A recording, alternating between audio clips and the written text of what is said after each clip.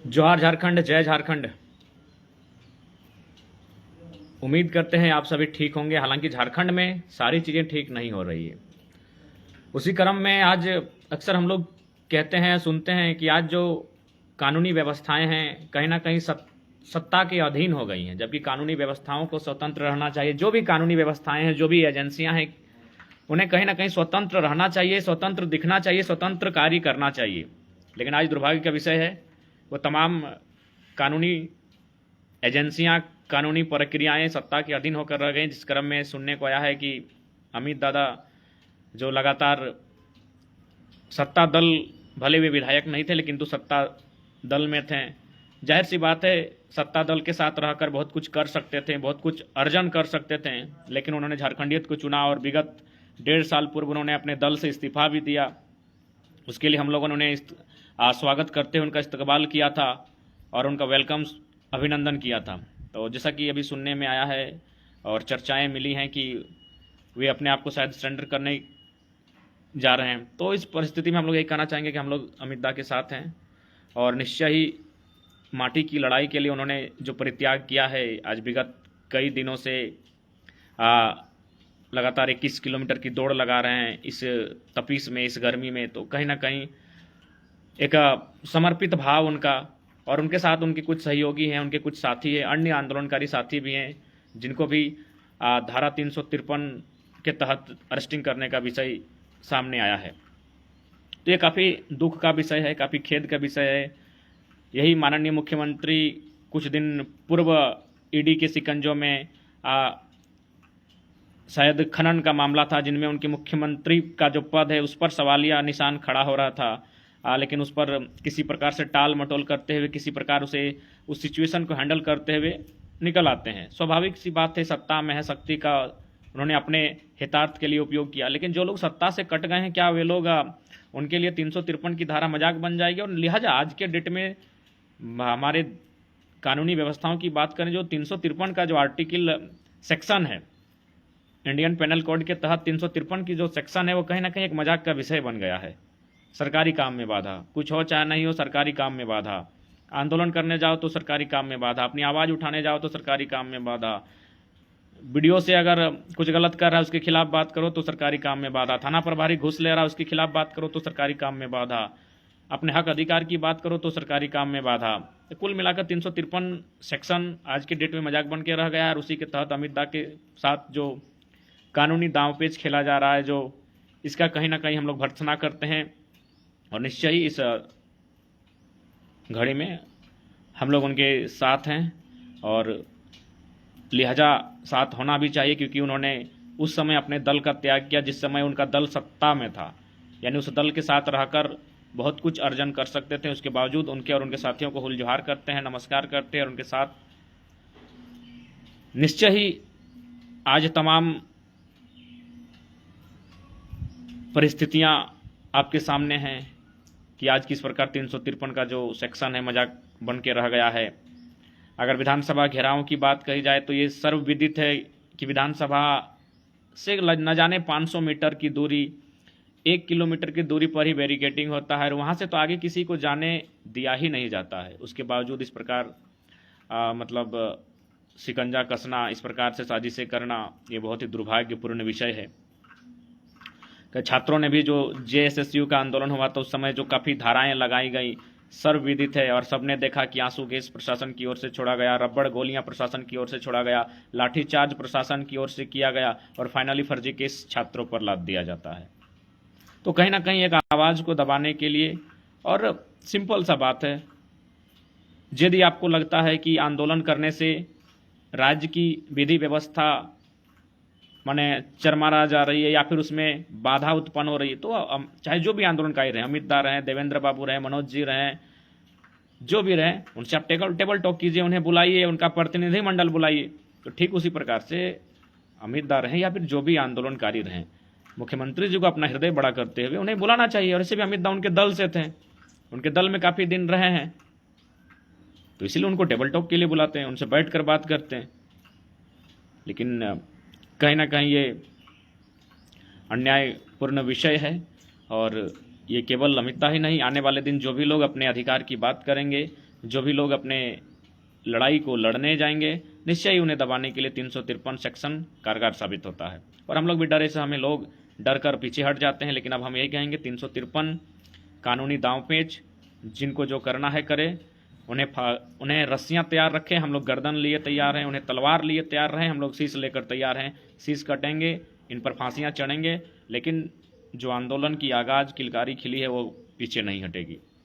और साथ ही हमारे कुछ साथी सूचना दिए, हालांकि चूँकि हम लोग अभी सोशल मीडिया साइट्स में उतना अवेलेबल नहीं हो पाते हैं तो लिहाजा ध्यान नहीं हो पाती, तो कुछ हमारे मित्र हैं, हमारे एक बंधु हैं जो शायद टेबल टॉक करना चाहते हैं, तो उनको हम लोग नंबर प्रोवाइड किए हैं। जो भी उनका बातचीत करना है टेबल टॉक के तर्ज पर या फिर जिस विषय पर मुद्दे पर सादर आमंत्रित है, उनका स्वागत है। उम्मीद करते हैं उनके टेबल टॉक से हमें भी कुछ सीखने को मिलेगा और हम भी मजबूत होंगे। तो जो भी साथी चैनल के माध्यम से टेबल टॉक के लिए आमंत्रित किए हैं या फिर चैलेंज, आपकी भाषा में चैलेंज, हम तो आमंत्रण कहते हैं, हम आमंत्रण स्वीकार करते हैं और लिहाजा हमने अपना व्हाट्सएप नंबर प्रोवाइड किया है उन बंधु को, उस पर संपर्क करके आप टेबल टॉक के लिए मीडिया भी अगर उपस्थित रहेगी तो बेहतर है, हमें कोई आपत्ति नहीं है। जिस प्रकार से टेबल टॉक हो उनके लिए हम लोग सादर आमंत्रित हैं। और जैसा कि देखिए स्पष्ट कमेंट में आप लिख रहे हैं, तो हम यही कहना चाहेंगे, जहाँ तक झरिया विधायक जी का संबंध है, उनका भी कुछ वीडियो बयान है, तो हमने स्पष्ट कहा है कि हम लोग जो क्रॉस क्वेश्चन है वो, चूँकि एक स्त्री विधायक है, हमने शुरू से कहा है कि चाहे रामगढ़ में ममता देवी हो या सुनीता चौधरी जी हो या फिर बड़का गांव में अंबा प्रसाद हो, तो ठीक उसी प्रकार झरिया में पूर्णिमा जी हैं, तो हम लोग इस नारी पर क्रॉस क्वेश्चन नहीं करने जाएंगे। उन्होंने क्या कहा है नहीं कहा है हमने उतना सुना भी नहीं, अगर उन्होंने कुछ कहा है तो उसके लिए भी सादर आमंत्रित थे। अच्छा, कोयला के बयान पर तो हमने ये कहा है, पुनः हम रिपीट करना चाहेंगे अपने बयान को, चैनल में भी है, कि जो लोग कोयला चुनने आए थे, यानी हमने पूर्वजों जब से स्टार्टिंग 1970 की पीरियड में जो लोग यहाँ स्थापित हुए थे, हमने वहाँ से बात कही है, इसीलिए इस बात को ध्यान में रखिए। और हम लोग उन पर कोई क्रॉस क्वेश्चन करने नहीं जा रहे हैं। अगर मीडिया जिस दिन सवाल पूछेगी हम हिसाब से उस बात का उत्तर रख देंगे। हर चीज़ को अपने लाइव में बोलना उचित नहीं है। जिस दिन मीडिया, चूँकि उनका सवाल मीडिया ने किया था, तो हम लोग भी मीडिया के सामने अगर कभी सवाल आया पूर्णिमा नीरज जी के विषय में, तो ज़रूर हम लोग ऑथेंटिक होकर और लॉजिकली उस बात को रखेंगे। लेकिन यह कहेंगे कि हम लोग क्रॉस क्वेश्चन एक स्त्री विधायक नारी पर हमने जो अपना सिद्धांत रखा है वो कायम रहेगा, उन पर हम लोग कोई क्रॉस क्वेश्चन नहीं करने जा रहे हैं। देखिए, बहुत भले ये लोग जो दलील दे रहे हैं 2000 कट ऑफ, देखिए सबसे पहली बात आपको झारखंड की पृष्ठभूमि को समझना होगा, झारखंड की आवरण को समझना होगा, झारखंड की कल्चर को, झारखंड की जो चीज़ें हैं उनको आपको बेहतर तरीके से स्टडी करनी होगी। आप छत्तीसगढ़ और उत्तराखंड के तर्ज पर अगर इस बात को रखते हैं कि आप 2000 आपका कट ऑफ है, 2000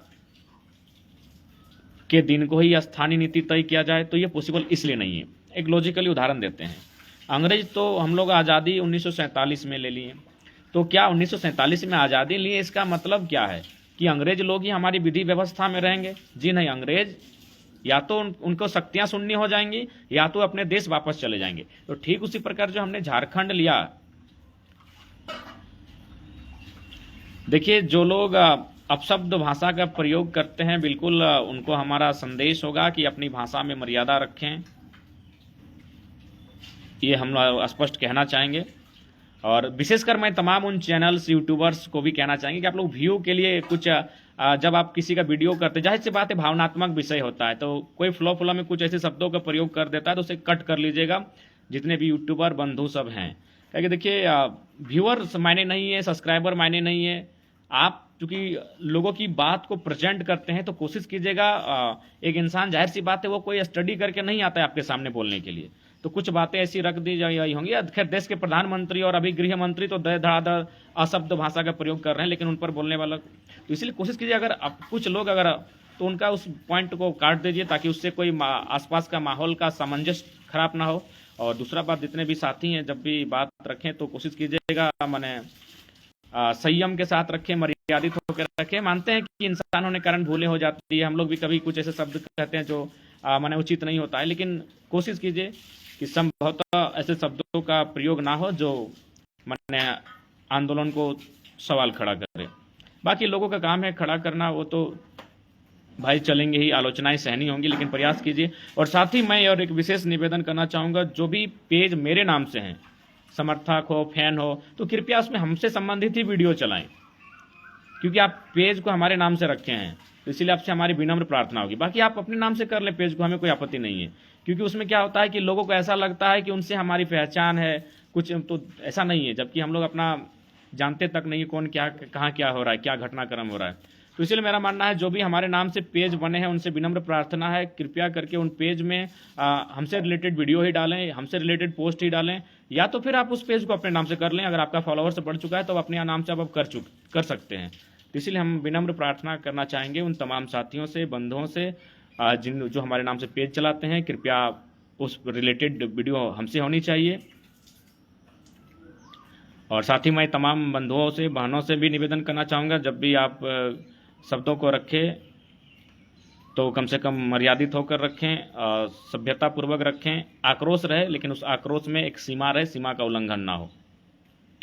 और बाकी स्पष्ट कहना चाहेंगे, जो भी मित्र टेबल टॉक के लिए आमंत्रित किए थे, मैं उन्हें व्हाट्सअप नंबर स्पेशल उनके लिए प्रोवाइड किया हूँ। वो सहर्ष उनके साथ हम लोग बैठने के लिए तैयार हैं, कोई आपत्ति नहीं है।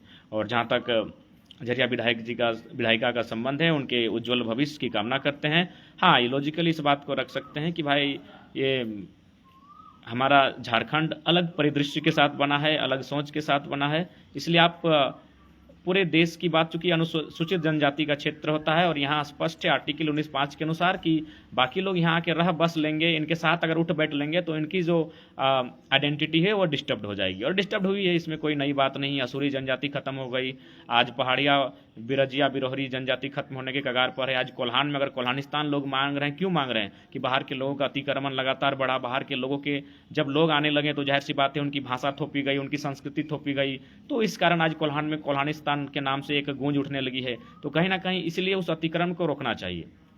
तो इसलिए भारत एक संवैधानिक देश है, सही बात है, कोई कहीं रह सकता है, बच सकता है, लेकिन ये भी आपको जानना होगा कि कुछ आर्टिकल ऐसे हैं जो उसे विशेष राज्य बनाते हैं। जैसे आर्टिकल 371, अभी कश्मीर की बात करें 370, सब चाहते थे 370 हटे, लेकिन एक बात यह होगा कि वहाँ के स्थानीय लोगों के लिए उनके ज़मीनों को कोई खरीद बिक्री ना करे, इस बात का भी ध्यान होना चाहिए। अब बाहर के लोग अगर किसी एक क्षेत्र में जाके कंटिन्यू बसने लगेंगे तो जाहिर सी बात है वहाँ जनसंख्या ब्लास्ट भी होगी, और उस क्षेत्र की जो मूल पहचान है उसे भी कहीं ना कहीं डिस्टर्ब किया जाएगा। तो इसीलिए मेरा मानना है कि जो भी इस बात का दलील देते हैं कि भारत देश जी नहीं, अनुसूची 5 और अनुसूची 6 नामक शेड्यूल होते हैं, हमारे जो अनुसूचियां हैं उसको अभी अध्ययन किया जाए कि वहाँ किस प्रकार का कानून, किस प्रकार का प्रावधान, किस प्रकार के तौर तरीके अपनाए जा सकते हैं। तो इसलिए कृपया बाकी जो है हम लोग विस्तार पूर्वक कि झारखंड में जिस दिन झारखंड अलग हुआ उस कटअप को क्यों नहीं निर्धारित किया जा सकता, इसको तो हम लोग लगातार कंटिन्यू बोले हैं, फिर एक दिन बोल देंगे कि उत्तराखंड और छत्तीसगढ़ से इस राज्य की तुलना नहीं की जा सकती है। इसलिए नहीं की जा सकती कि उत्तराखंड और छत्तीसगढ़ में माइंस नहीं है, वहाँ कोई विशेष इंडस्ट्रियल बेल्ट नहीं है, वहाँ बाहरी जनसंख्या स्थापित नहीं हुई है, लेकिन यहाँ धनबाद में, बोकारो में, बेरमो में, टाटा जमशेदपुर में, रांची में, हजारीबाग में बाहर की जनसंख्या बहुत भारी संख्या में स्थापित हुई है। तो जाहिर सी बात है जब बाहर की संख्या स्थापित हुई है तो उनके साथ तो हमारे झारखंड के लोग मुकाबला नहीं कर पाएंगे, क्योंकि वो तो पढ़े लिखे शहरों से आए हैं, वे तो पढ़े लिखे क्षेत्रों से आए हैं, विकसित क्षेत्रों से हमारे यहाँ स्थापित हुए हैं। तो अब अगर आप कहें कि 1947 में भारत आज़ाद हुआ तो ठीक उसी प्रकार 2000 में अगर झारखंड अलग हुआ और फिर जिनसे हमने आज़ादी ली वे लोग ही हमारी विधि व्यवस्था को संभालेंगे, तो ये कहाँ तक सही है? अंग्रेज से अगर हम आज़ादी लिए तो क्या अंग्रेजी के लोग प्रधानमंत्री हैं? नहीं ना है। क्या अंग्रेज के लोग अब हमारे कलेक्टर बन के रहते हैं? नहीं ना रहते हैं। तो ठीक उसी प्रकार हम बिहार से अगर अलग राज्य लिए हैं तो सब बिहार के ही लोग अगर अधिकारी बन के रहेंगे, सब वही लोग अगर यहाँ नौकरियां करेंगे, यहाँ दबदबा उनका होगा, प्रशासनिक विभाग में दबदबा उनका होगा, पुलिस के विभाग में उनका दबदबा होगा, तो फिर झारखंड राज्य क्यों लिया गया था? इस बात को भी क्लियर करना होगा। और बाकी जो भी राज्य अलग हुए हैं आप उस राज्यों का सर्वे कीजिए कि वो जिस राज्य से अलग हुए क्या उस राज्य का दबदबा वहाँ है। जैसे मध्य प्रदेश से छत्तीसगढ़ अलग हुआ, क्या मध्य प्रदेश का दबदबा छत्तीसगढ़ में है? नहीं है, 0% नहीं है। क्यों रहेगा भाई? अलग दे दिए उसको, अब वो जो करे। ठीक उसी प्रकार उत्तर प्रदेश से उत्तराखंड अलग हुआ, क्या उत्तराखंड पर उत्तर प्रदेश का दबदबा है? जी नहीं है, बिल्कुल नहीं है। तमिलनाडु से आपका आंध्र प्रदेश अलग हुआ, क्या तमिलनाडु का दबदबा आंध्र प्रदेश में है? नहीं है। तो ठीक उसी प्रकार हम स्वीकार करते हैं कि बिहार से झारखंड अलग हुआ, बिहार से झारखंड अलग हुआ, तो फिर बिहार का दबदबा झारखंड में क्यों रहेगा? जब बाकी राज्य जब अलग राज्य दे देते हैं तो उनका दबदबा वहाँ नहीं होता है, तो फिर हमारे राज्य में दबदबा क्यों होगा? हम लोग यही चाहते हैं कि सब अपने अपने हिस्से की रोटी खाए भगतदा।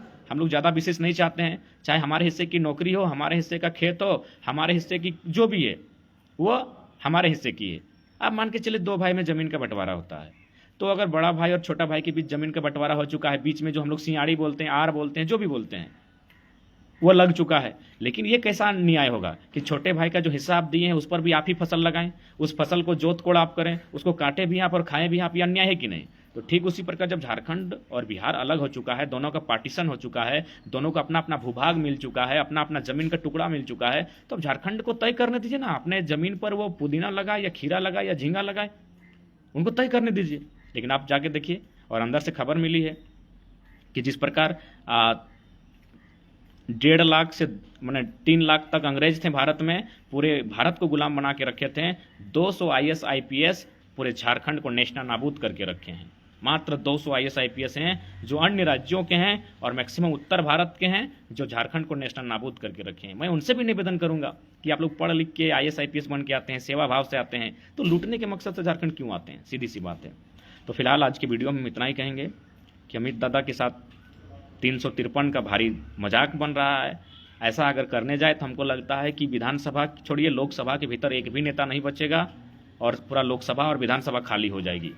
353 मजाक ना बने, इसीलिए इस पर गवर्नमेंट को ठंडे दिमाग से सोचना चाहिए। अगर आपको आंदोलन से डिस्टर्बेंस हो रहा है तो उनसे बैठिए, उनसे चर्चाएं कीजिए, उनसे बैठिए, उनकी डेलीगेटिंग टीम को बुलाइए, प्रतिनिधि मंडल को बुलाइए और बात कीजिए। बाकी सब कुछ जोहार रहेगा। जय झारखंड, जोहार झारखंड।